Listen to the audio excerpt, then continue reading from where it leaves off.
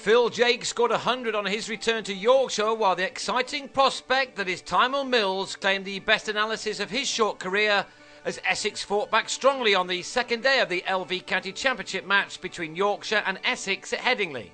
Rain had washed out the entire first day, and when Andrew Gale won the toss and batted, he was soon rejoined in the pavilion by Joe Root, who to the fifth ball of the match offered Billy Godalming a simple catch at short leg off the bowling of David Masters. The first part of the day, however, really belonged to Jaques. The former Aussie international has now had his registration as a non-overseas player cleared by the ECB, and he was soon adding to the 2,477 runs he's previously struck for Yorkshire as an Australian. He especially thrived on anything dropped in short at him, whether pulling through the leg side or carving the ball through the off. Yorkshire members will have been pleased to see him back.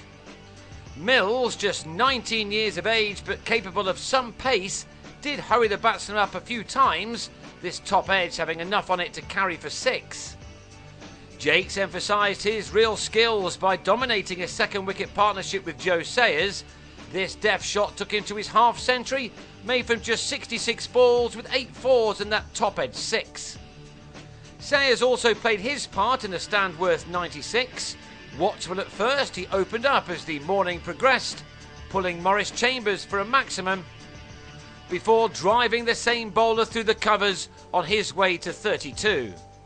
Alas for him, he fell on the stroke of lunch as he failed to get his gloves out of the way of a leg side delivery from Mills, James Foster tidying up behind the stumps. While that unfortunate dismissal so close to the break would have disappointed Yorkshire, they showed no sign of it affecting them, as they came out for the afternoon and soon started to bat themselves into a very strong position. Gale looked in fine fettle as the Essex bowlers occasionally dropped the ball in too short.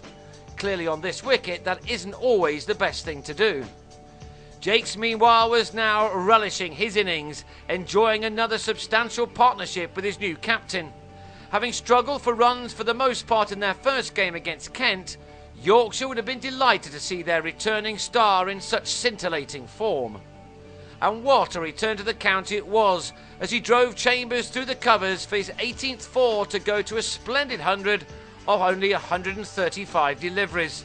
It was an innings filled with fine footwork and even finer shots, and he was rightly warmly applauded by the opposition. He and Gale had added another 86 runs for the third wicket, and at 184 for 2 they looked set for a big total. But then Tom Wesley got the all-important breakthrough as Gale on 35 played him a little awkwardly to Godalming at short leg. It was the start of an unexpected collapse governed by the Yorkshire-born Mills. At 203, his pace proved too hot to handle for even someone with the batting skills of Johnny Bairstow, who could only fend this delivery to Alvaro Peterson.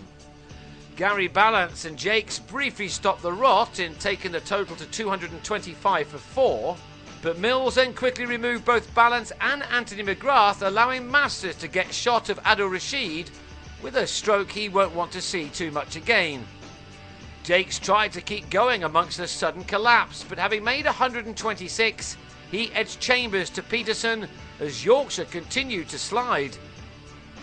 Masters then picked up Ajmal Shahzad with a bumper which was nicked to Foster, and Chambers had Stephen Patterson plumb in front for a duck as Yorkshire went from 184 for 2 to 246 all out, losing their last 8 wickets in only 17 overs, Mills finishing with career best figures of 4 for 62.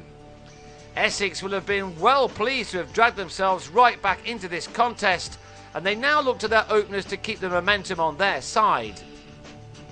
But then back came the home team.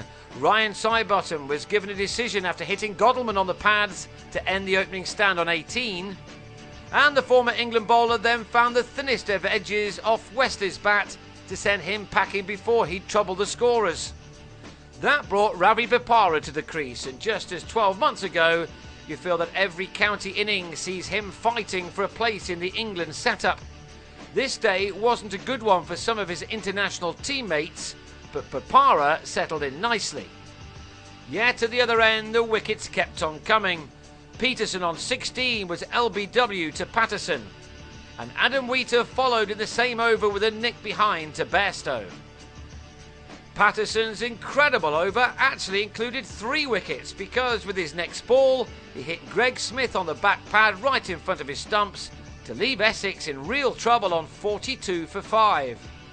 13 wickets had now fallen for the addition of only 104 runs, and so real credit must be given to Bopara and Foster for seeing their side through to the close and stopping the rampant Patterson in particular.